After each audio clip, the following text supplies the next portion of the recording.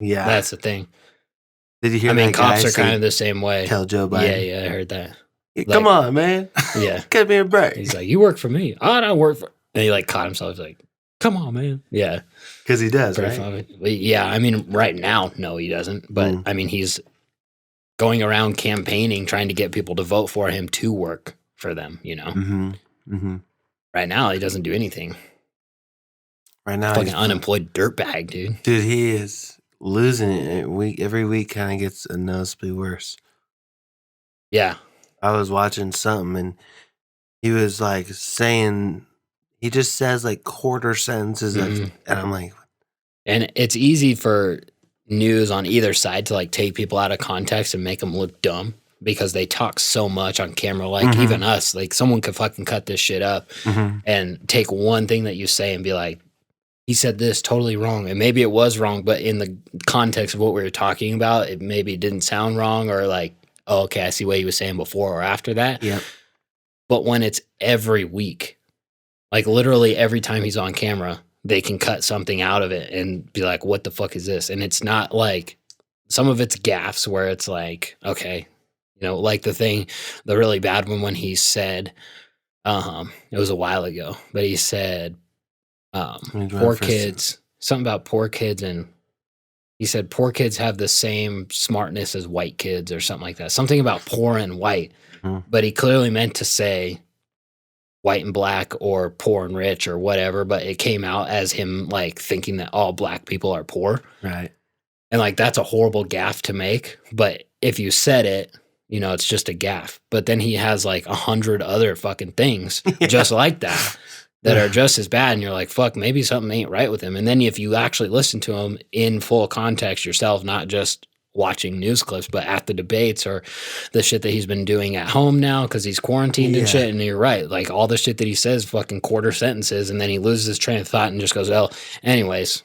And it's like, no, like maybe that sounds good in your mind anyways, but everyone listening to you at home is like waiting for you to make the point, and then you just, well, anyways.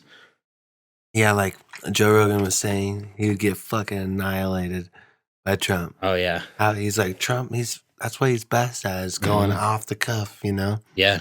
He's like, he's the king at that. And especially with all this media against him. And then he's like, him against Joe Biden's going to obliterate him, dude. He's going to destroy him. It's not fair. Dude, it would be funny to see Trump versus a real comedian that is like versed in politics, because a lot of them are left. Because they're good at going off the cuff too. I'm thinking like, I don't know if Andrew Schultz is necessarily left, but he's really good at going off the cuff. Right. And he has whole segments. He did a whole special, I think it's like 30 minutes long, that's just, I think it's called Crowd Work, where he just does fucking crowd work. He doesn't have a set list, no jokes, nothing. He's just roasting people. And the dude is like super smart. You can tell that he really studies like culture and different areas of the world and stuff, because he'll ask people like, where are you from? And they'll be like, Cambodia, and he'll know shit about the Cambodian culture, and he can just fire back at anyone. And it would be hilarious to see Trump go against someone like that that's even better than him at coming up with shit on the fly. Yeah, that'd be sick. But yeah, the guys that have to read off a teleprompter, they're fucked. Does Trump read off a teleprompter? Well, you can tell when he does. When he says anything that sounds remotely presidential, he's reading off a teleprompter. And when he says shit that's funny, he's going off the cuff. Right. Who writes that? I don't know. I'm sure they have teams of speechwriters. All the administrations do, where it's just like, all right, this is important. Fucking don't deviate from the script. And even then, he can't help himself. He's like, if you listen to his speeches that sound good, and you're like, oh shit, maybe this guy knows what he's talking about. Then he'll be like, he'll say something, and then he'll be like, yeah, very, very good. Or like, yeah, the best.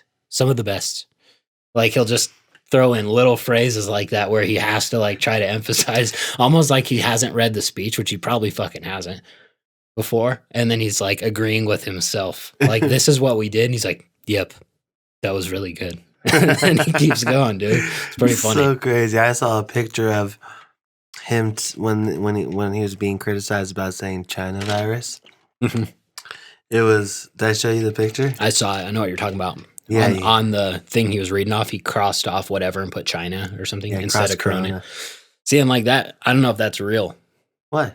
It's so easy for anyone to like Photoshop shit like that. Yeah. And it might have been real. I don't know if it is or not, but anything that's like that, I'm just like, whatever. Yeah.